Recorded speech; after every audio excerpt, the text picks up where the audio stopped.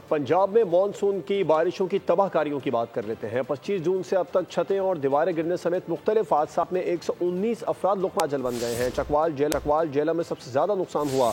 दरियाओं में सैलाबी सूरत हाल। आज से 25 जुलाई के दौरान सूबे में मूसलाधार बारिशों का इम्कान है।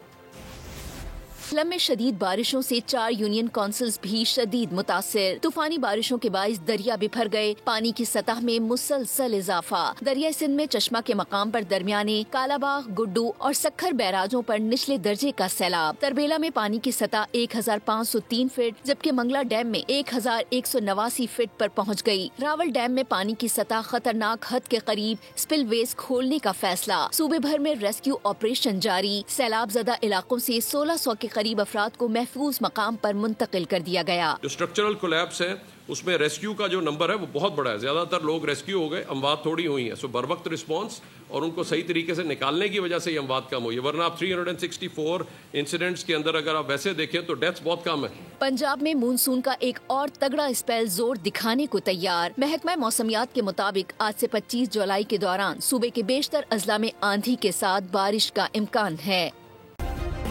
सब्सक्राइब करें और बेल दबाएं ताकि कोई खबर रह न जाए।